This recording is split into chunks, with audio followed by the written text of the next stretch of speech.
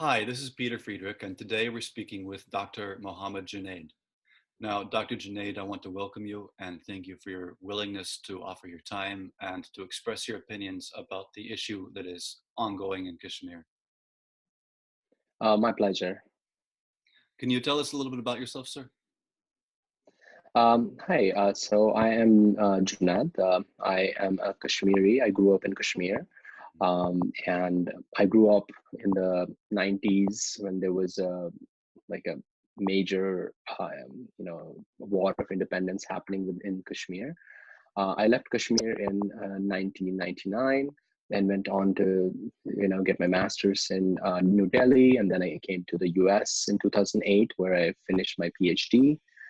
Currently, I'm an assistant professor of anthropology at the Massachusetts College of Liberal Arts. I have written extensively on Kashmir for years. I have researched the youth involvement in the pro-independence mobilizations in Kashmir.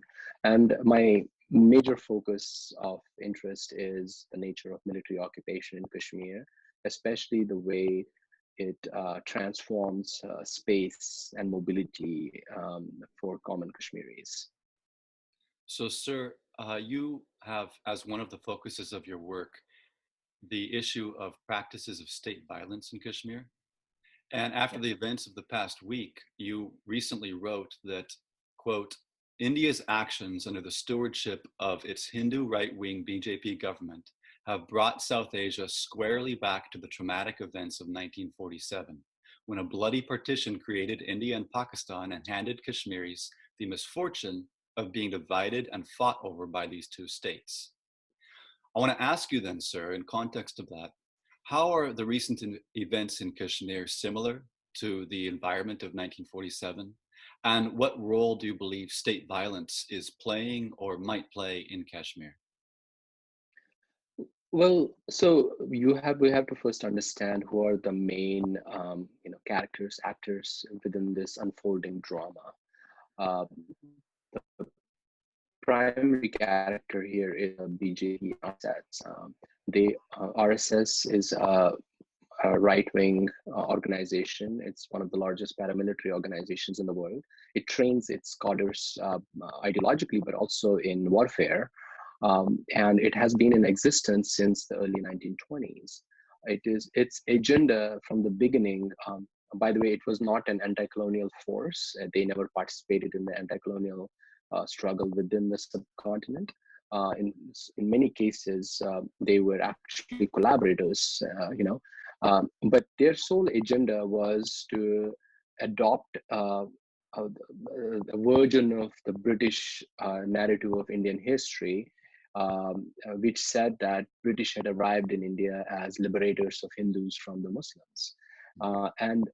For RSS, this has become kind of a lightning rod to kind of assemble and gather Hindu sensibilities of Hindus together as like one nation, while seeing the Muslim minority within India as the enemy. For RSS, Kashmir has been like a sore spot, because if you go to their website, they still say that the real problem in Kashmir is its Muslim majority. That which means that what they want to do is to transform that majority into a minority, a disempowered minority.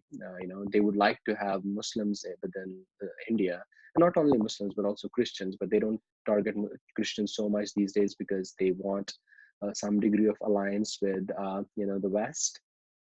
And but so Muslims have become an easy target for them. And so in Kashmir, what they have wanted for a very long time to do is to turn the Muslim majority into a minority, completely under the jackboot of the Indian state.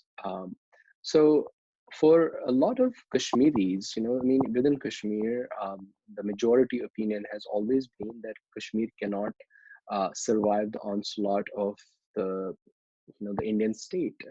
Kashmir is it's a large region, but its demography is very sensitive. We already have had RSS participate in a genocide in ethnic cleansing along the southern border called in Jammu, This was in where in 1947. this was in 1947 when the Hindu Maharaja of this mostly Muslim state, um, who initially wanted independence, but was forced by both India and the British, and to some extent by Pakistan, to sign up with either India or Pakistan. He chose to align Kashmir through this instrument of accession with the Hindu majority India, completely, overruling the both the demographic nature of Kashmir, but also like over their protests. In any case, what happened was between August 1947 and March, April 1948, there was a ethnic cleansing, a serious program of ethnic cleansing in Jammu, which until then was a Muslim majority region. I mean, you can go back to the censuses of that era, and you will see that these regions were not a Hindu majority region. And so when the Maharaja was fleeing Kashmir, abandoning his subjects, Kashmiri subjects, um, his family in Jammu invited RSS cadres to come in and launch attacks on the Muslims in the region. And uh,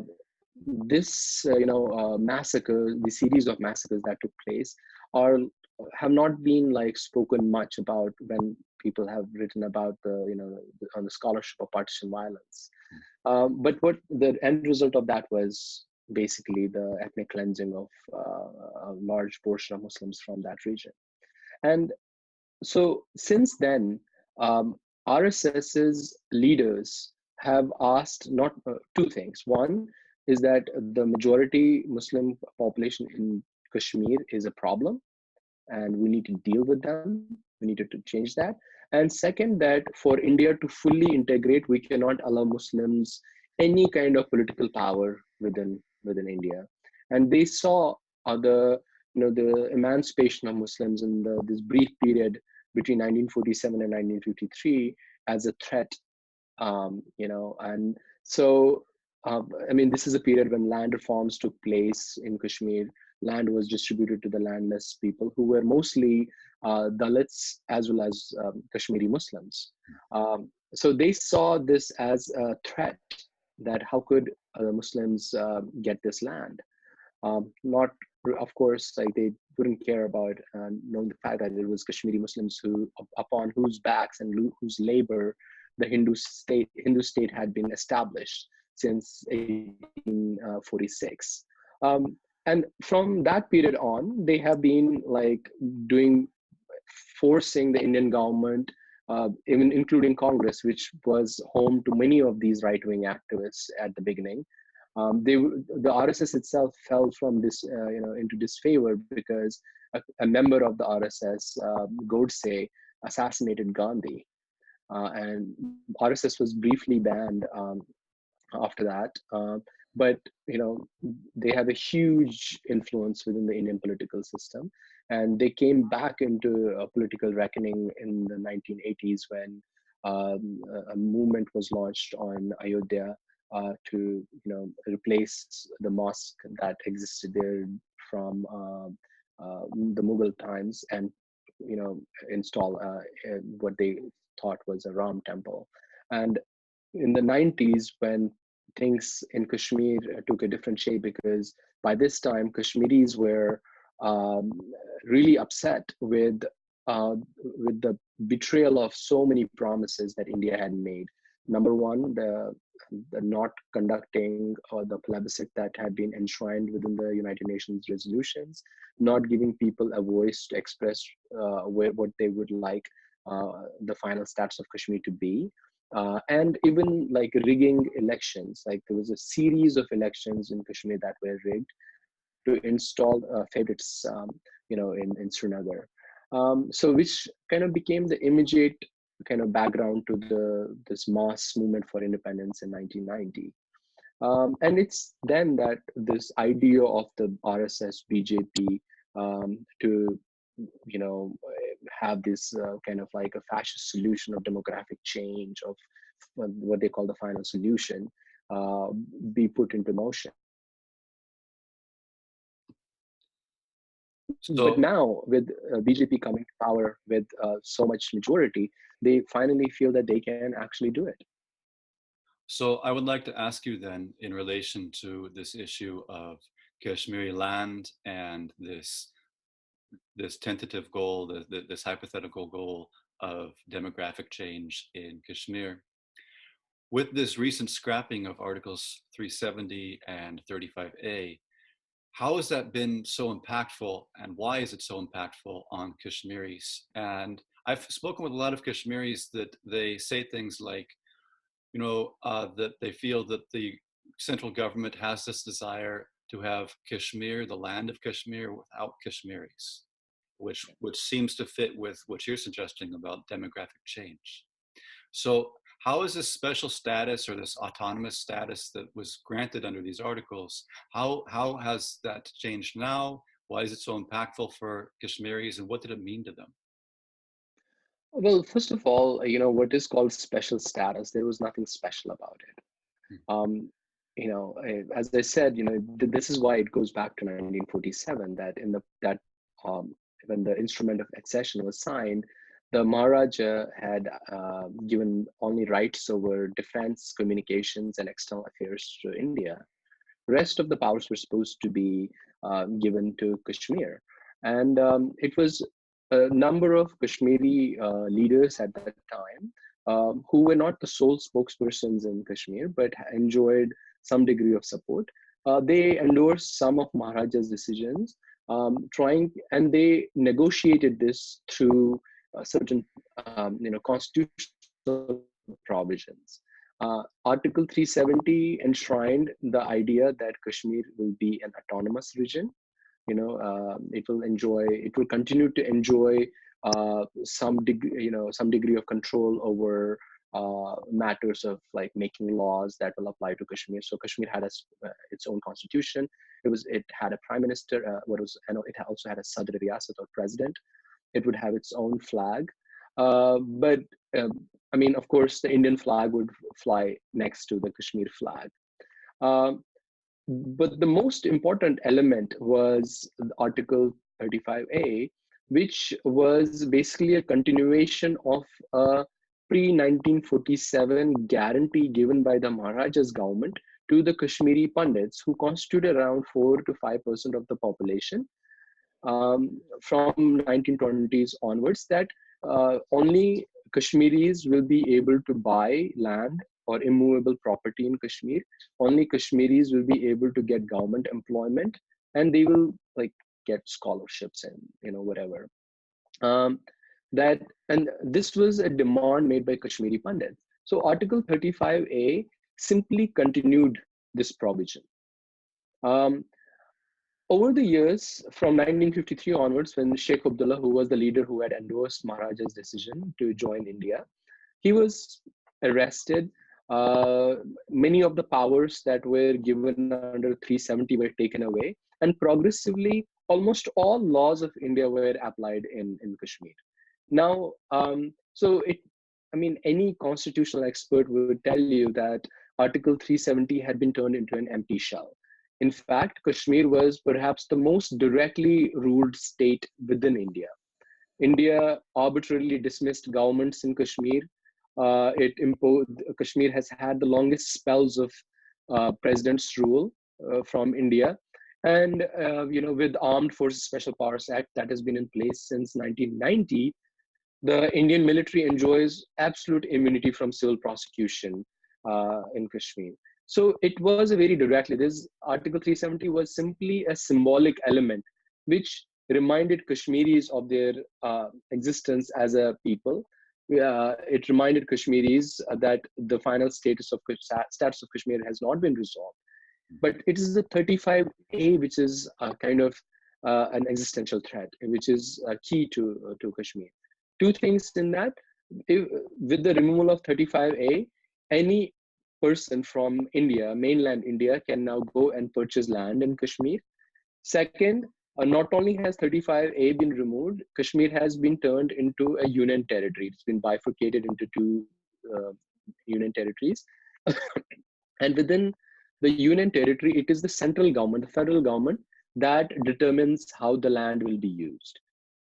And all the law and order, the state police and stuff, comes under the direct control of the Home Ministry in India, which means that people will have no control over the land. There's a lot of land which the state controls in Kashmir, and they will not have any means of defending themselves.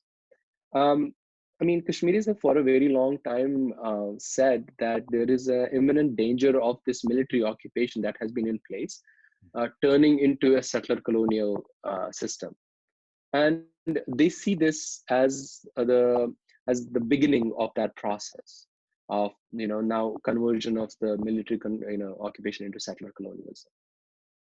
So you've written, sir, that military occupation itself became immune from political changes within India. And you wrote, while different regimes came to power in New Delhi in the past several decades, the nature of the occupation has remained unchanged. So I want to ask you, how is today any different? And how, if at all, is the Modi-led BJP government adopting a new policy? What is their goal and how is it different from that of previous governments? So although Indian military has been present in Kashmir since 1947, until 1990, they were mostly confined on the border, as well as within these huge cantonments, in Srinagar, Anantnag, Baramulla, Sopore, Kupwara. But since 1990, the army was basically, it fanned out into civilian areas. It controlled all public space. Indian Army, personnel from Indian Army were taken out, and they were converted into a counterinsurgency force. There's something called Rashtriya Rifles. That was the main counterinsurgency, arm of the Indian military. Border security force, which is supposed to be on the borders, was brought into civilian areas. And the CRPF, even Kashmir Police, which no longer fought crime or established any law and order. A large chunk of the police duty became counterinsurgency. They began, in Kashmir, police became like highly militarized. I mean, you would typically see Kashmir police in armored cars carrying AK-47s, and a mercenary wing of the Kashmir police was created called the Special Task Force, which became notorious for arresting people, beating up people, and even as torture. Even some of the militant groups were turned like Ikhwan to and then unleashed upon the civilian population. So from 1990, this process has continued until now. And the regimes in Delhi have changed, from Congress to BJP to Janata Dal, back to BJP, and then Congress, and then BJP. But during all of this time, it was this military kind of establishment which determined how the occupation was going to be run. Kashmiri occupation became very lucrative, because a lot of the funding for this military occupation came from India. And there's so many defense scandals that have happened over the years, and you can all trace their links to what is happening in Kashmir. But now, what has happened this time is remarkably different, and this is why it is not the same thing. This is for the first time that BJP, a civilian government in Delhi, has taken a major decision related to Kashmir. It's not the military who probably wanted something like this. It is the BJP and the RSS which wants to convert this military occupation into a settler colonial state. Already we have. It's not like Kashmir was closed off to investments. There are Indian companies like Reliance and Airtel and Bharti Telecom and all of these companies, HDFC, who work in Kashmir, who lease land on 99-year basis. They get lease from state government, and they can invest as much as they want. But that's why this whole blah about development is all a facade. What BJP to change the demography. I mean, and I don't know how they will achieve it. It's like 8 million to 10 million Kashmiris who live there. But my fear is that there's a lot of state land, and they've also extensively mapped the region.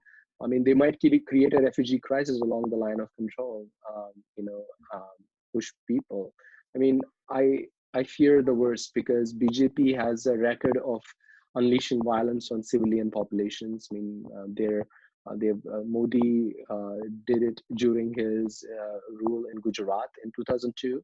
They've experimented on this in Assam. They've done it in Muzaffarnagar riots, and from 1992 onwards, when this whole Ayodhya thing exploded. So you've written also about a report which states that the average Kashmiri has witnessed or experienced 7.7 traumatic events during his or her life. And I've spoken over the past several days with multiple young Kashmiris who tell me about growing up in Kashmir and witnessing dead bodies, IEDs, soldiers shooting into their homes, even witnessing people's throats being slit in the streets, and also experiencing being personally detained by police and beaten in custody. They've also talked about things like mass killings, mass rapes, mass graves, and so on. So I want to ask you, what is the source of these claims? And in relation to that, what is the legal or operational policy that's in place in Kashmir to prevent civilian deaths? And how many of these deaths that have occurred in Kashmir are quote unquote combatants versus civilians? Well, so the MSF, Médecins Sans Frontières, conducted a series of surveys in Kashmir, and the 7.7 incidents is from that report that came out on Kashmir a few years ago. I can send you a link to that as well. As I said at the beginning, I spent the worst years of the war in Kashmir from 1990 to 1999 in Kashmir. I mean, I've seen it myself, like so much violence all around me. I don't think there is a single Kashmiri who has not witnessed a serious violent incident. I mean, there are, of course, in Kashmir, there's a huge population of people who are disabled now. I mean, of course, there's like people who've been killed. There are people who are and then there are people who are maimed, and there are people who are disabled. And there's a large section of people who suffer from conflict-related mental illness. Recently, there's been a spike, and this is from the Jammu and Kashmir police itself. There's been a huge spike in drug abuse here in Kashmir. All of this is related to the way the occupation is operated. The state uses violence very tactically and strategically. It keeps it typically under it's not like Israel that sends jets into Gaza or and bomb or the Assad regime that bombs Idlib and other places so randomly. But it is like an incremental violence. In South Kashmir, where I grew up and where I've spent most of my time researching, I just came back from there, spending a month. The violence is like this. They do stuff every day. Every day there is somebody or the other who gets shot, killed, who gets blinded with pellet guns, people who are arrested and then released after 6 months arbitrarily without any charges against them. All of this is incremental way. It all keeps it under the threshold of international attention, because there is no major incident. But Kashmiris, of course, suffer nevertheless. It's like an intense kind of a pressure cooker that exists there and it never allows people to create large scale protests because there's so much military. There are close to 700,000 Indian soldiers plus another like paramilitary forces and other state agencies who keep a tight lid on Kashmir. Of course, this creates a population that is intensely suffering and unable to express themselves. I mean, these last 10 days are a clearer proof, because for now, for the first time, international press is like wondering what is going on in Kashmir. Why did, if this decision that the Indian government took was for the benefit of Kashmiris, why is it that they are being, put under a siege? Why are they caged in their homes? Why can't they be able to, why don't they know what has been done in their name? So uh, of course, I mean, if you ask people around, would they like to live under a system like that? Be not be able to speak to their neighbors, not be able to cross the streets, forget about not having, internet and phone connections. It's a deep crisis.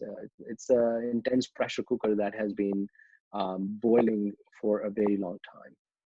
How many people do you believe have died in this conflict since '89, and what percentage of them do you believe are innocent civilians? Well, according to Indian government sources itself, the number is closer to 60,000. But independent human rights organizations, both inside and outside Kashmir, suggest a much larger number. I mean, a conservative guess would be around 80,000 people have died.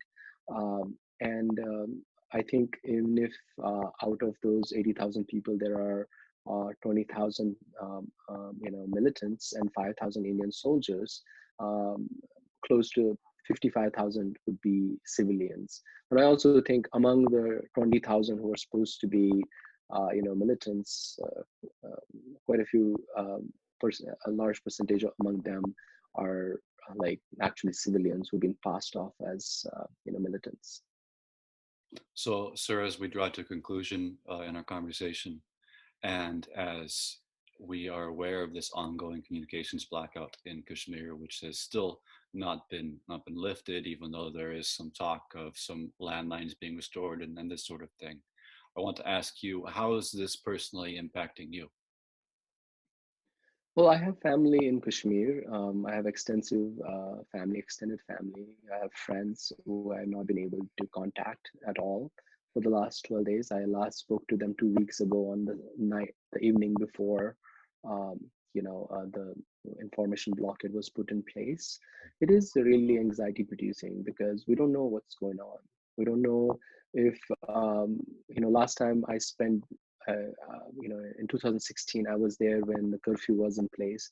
I spent a month under the curfew at that time, and I know how the Indian soldiers were like, coming into neighborhoods, breaking windows, breaking cars, throwing stones at people's homes, harassing, yelling, injuring people, not letting people walk on the streets. So it's very anxiety producing. On one hand, I think that many Kashmiris have kind of gotten used to a little bit of this abnormality. They prepare themselves to some extent. That because all of many of these things are very arbitrary in Kashmir. A lot of days are spent without internet, or even being able to walk outside. Yet, you can never really fully prepare. There are kids. I have nieces, nephews, young cousins who are in Kashmir. I don't know where they are getting supplies for. You can store perhaps cereal, you can store other stuff, but what do you do about milk that kids need? I have a number of family members who are diabetics and who need insulin. I don't know where they're getting insulin from. I know that even when the information blockade was put in place, at that time I heard people on the internet in Kashmir saying that the insulin was running very short in Kashmir. And I mean, these are people who not only need to have regular insulin, but be able to walk outside. So it's a very aggravating situation. It's keeping us. I know a lot of my colleagues in the U.S. who have not been able to sleep at all during this last 14 days now. We are very anxious. At the same time, we're trying to ask the international community to continue their focus on Kashmir. So, how is it that you think the international community should respond? What can they do? What should they do? I think that it is time to drop this democracy as somehow being an ally uh, for some kind of a liberal world order, because it is not. Indian government has gone rogue. It has it does this similar things that many of the those countries that are being called rogue regimes do. There's because you have to realize that India is a country of 1.2 billion people. It's a huge country. They don't need to um, repress and oppress a small population of 8 million Kashmiris. um, you know um, but I mean, this is what we're trying to understand. Where is it coming from? What is the impulse? Why does Indian government's actions get sanctity from its own people? Why aren't there louder voices within India who are resisting this? And my sense is that the RSS has fed this narrative of Hindu pride and hate, as well as for a very long time. And they want to do to Kashmiris what the British did to the Indians, and perhaps even worse. Somehow to assuage some kind of historical sensitivities. And I think that they need to realize that Kashmiris have not, you know, occupied, colonized, oppressed any people in their history. So it's like directing their hatred towards a very vulnerable population. And international community needs to understand the nature of the regime in India, that it is not an ally in democracy. India is not the largest democracy in the world. It's a it's a largest fascist majoritarian regime now in the world, that is not only oppressing Kashmiris but oppressing the sane-minded, reasonable people within India. I spent a week in Delhi recently, and there is a lot of fear among people, the writers, activists, filmmakers, journalists, who if you question the regime in Delhi, you are immediately branded as anti-national and shut down. So this is the new India that the world needs to grapple with, because it's a danger both to the minorities within India, nations like Kashmir, but also the entire South Asian region, as well as global politics, because this could easily become nasty, turn into a conventional war, which we know can also become a nuclear war, affecting millions of lives around the world. Yes, and as we just saw the other day, Rajnath Singh, this minister in the Modi government, was talking about how India has always had this no first use policy in place in regards to nuclear weapons, and that that's not changing, but that it might be time to reconsider that. Anyways, Exactly. They've been playing this nuclear brinkmanship for a long time, and it is a threat that should be taken very seriously. so my final question for you, sir, is what, from your perspective, does the future of Kashmir look like? And what do you think is necessary in order to bring stability and prosperity and peace to the region? Well, I think that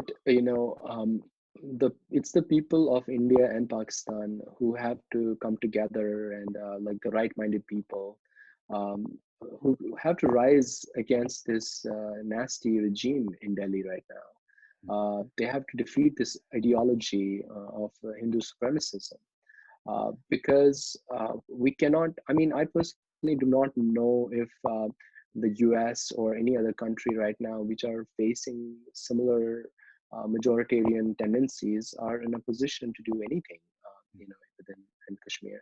But I do think that a lot of Indian people, who understand the nature of RSS's fascism, and if they rise up against it, will not only help Kashmiris but themselves as well.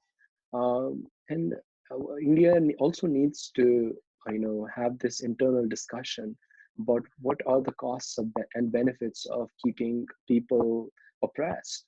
Um, does it help India in any way? Which still, despite all of the hoopla about India becoming a big economy, it is a poor country. A large, section of India remains poor, and so they need to consider what is it that keeping Kashmir under the military jackboot does for India.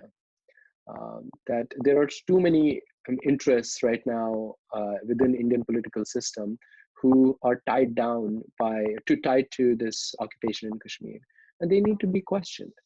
So I think that the future of Kashmir is intensely tied with what shape India and Pakistan take, what kind of governments they want to have, what kind of political systems they want to have. Will they become plural, liberal, progressive countries, or are they going to? Is India going to descend into this fascist majoritarian system that has? I mean, there is no bright future to that. We know how these regimes end. Well, Dr. Junaid, I want to thank you for your time and stand with you in solidarity in hoping for a swift end to this curfew and this blackout in Kashmir, and for an eventual end and reconsideration within the people of India about this fascist regime and ideology. Thank you, sir. My pleasure.